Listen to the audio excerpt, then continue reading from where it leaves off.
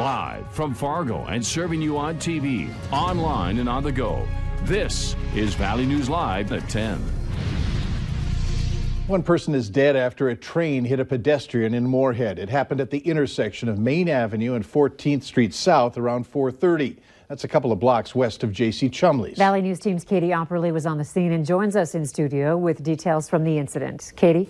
Guys, Moorhead emergency crews responded to that call this afternoon. When they arrived on scene, they found that the train had hit the pedestrian, killing that person. The intersection of Main Avenue and 14th Street South was closed off. And because the train was stopped on the tracks, several other intersections in Moorhead were blocked as well, causing traffic delays. The train was finally able to leave after 6 p.m., but the intersection where it happened stayed closed until 7 p.m. At this time, the Moorhead Police Department, along with the BNSF Police Department, is investigating the situation. There's no real information available at this time. The scene has been cleared and all intersections in Moorhead have been reopened. All right, thanks, Katie. Be sure to stick with Valley News Live for updates on this story. Changes are in store this week in the weather, and that includes some flaky white stuff. Hutch has more on what's happening overnight and how we're going to start off our election day. Hutch? Well, we have rain making its way through the Red River Valley now and some snow showing up on the radar down near the Sisseton Hills and in Lakes Country. The heaviest showers, by the way, between Grand Forks and Fargo at this hour. Hour-by-hour forecast shows that through the overnight hours, Lakes Country will see passing bands of snow, as will the far northern counties. That's where we could see a little light accumulation on your way out the door to school or the polls. It'll be wind chilly out there. The rest of the day will bring yet more flake potential as we go through the day. Also, gusty winds. Have a wind advisory for our western counties hoisted by the Weather Service. I'll have hour-by-hour details here in just a few moments. All right, thanks so much. 10 years in jail. That's the sentence for Shannon Mosier, the former West Fargo teacher who pleaded guilty to 6 separate charges of sex-related crimes against students. The 37-year-old Mosier was tearful as she apologized, asking for forgiveness and some leniency. A former student of Mosier who wanted to remain anonymous told us after the sentencing that Mosier deserves what she got. I wish that this never have happened. Like, I wish that I still could talk to her and we could still be close and everything like that, but I can't, and it kind of breaks my heart. Mosier will also be on supervised probation for 5 years and will have to register as a sex offender. A young boy was flown to a Fargo hospital after being hit by a car while waiting for the bus. It happened in Langdon this morning just before 8. Police say the 5-year-old was crossing the street when a semi heading east stopped to let him and 3 other kids cross that street. A car was going west, didn't stop and hit the child.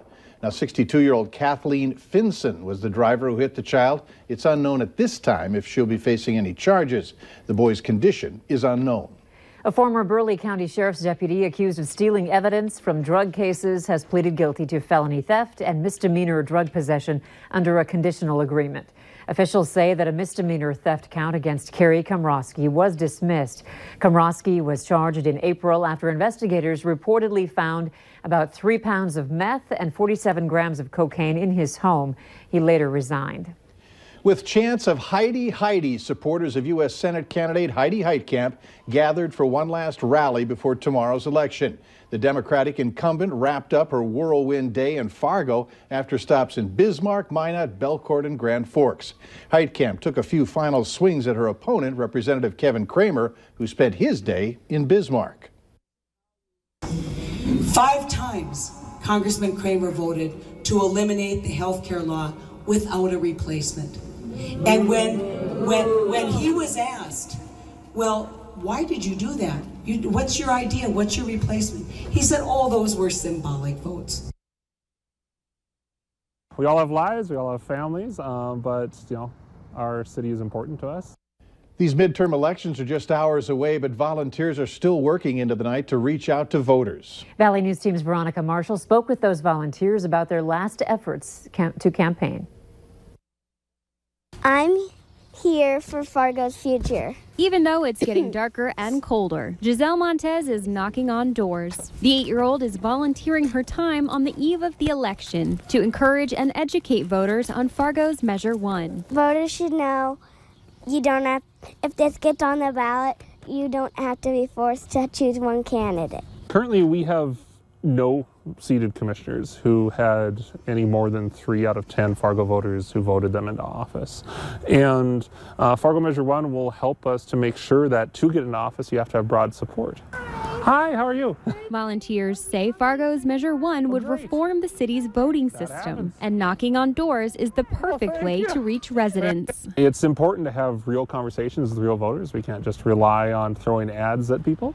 Instead, it takes a lot to explain some things, and I think that this is important to do it, to get real connections with people, let them know that there are faces behind these measures and that we really care about them. And it isn't just local issues. Heidi Heitkamp's campaign tells me they've shattered records with the number of volunteers who have joined them to knock on doors. You knock on so many doors, but you get that one every now and then that you make a difference, and you get every vote counts. Every vote counts. So whether you're knocking on doors, hi, how are you? or answering them, the message is the same. If you had one message for voters, what would you tell them?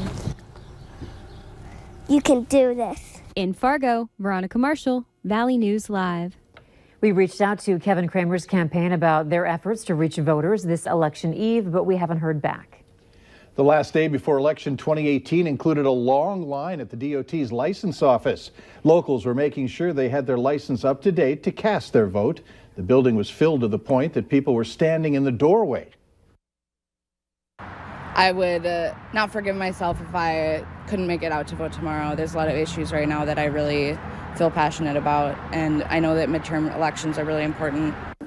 The crowds of people are expected to continue through Election Day. 150,000 people have voted so far as of today in North Dakota, which is an indication that polls will be packed tomorrow for the midterm elections. You can cast your ballot from 7 a.m. to 8 p.m. and then check in with Valley News Live on air and online for results as the numbers come in. There are a number of key races and issues that we're following, including the tight race for the U.S. Senate in North Dakota and the measure to legalize recreational marijuana in the state. On the Minnesota side, voters will pick a new governor, and Moorhead voters are deciding on a new mayor.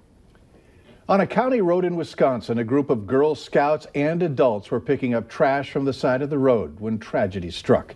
A driver hit and killed 3 girls and a parent, and also injured a 4th girl. 2 of them were hit and killed, and a chaperone was also hit.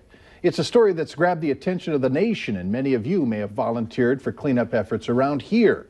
Minnesota State Patrol Sergeant Jesse Grabo says to be extra careful when you're on the side of the road. He says make sure you're visible, wear brightly colored traffic safety vests, and walk so you are facing traffic. Bail is set at $250,000 for 21-year-old Colton True, who is accused of running down those girls. True admitted to police that he was huffing while driving. So what is exactly huffing, and how can you recognize it if someone is doing it? Girl Scouts prepares girls for a lifetime of leadership, and the death of 3 Girl Scouts and a mother is shining a light on grief.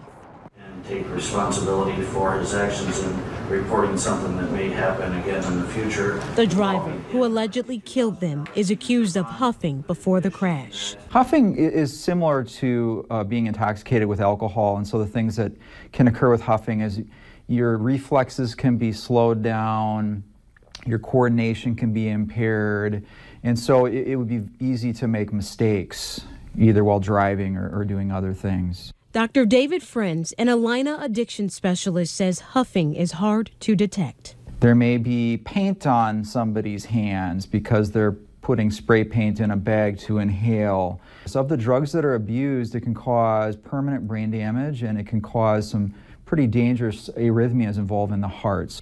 Lake Hallie police say Colton True and his passenger admitted they had both been huffing chemical vapors before the crash. But it's not going to show up on a standard drug test. Now, you may fail a field sobriety test. Police say True took off after crashing into the Scouts, but later turned himself in. An addiction specialist says teenagers and young adults are more likely to huff because they can purchase those items legally. Later on Valley News Live at 10, if you're itching to hang some Christmas decorations, go ahead, take the plunge. You now have the perfect excuse. Temperatures close to normal today, but much colder air is heading our way. The wind will pick up and some will see flakes at times. during your election day. Hour by hour details are straight ahead.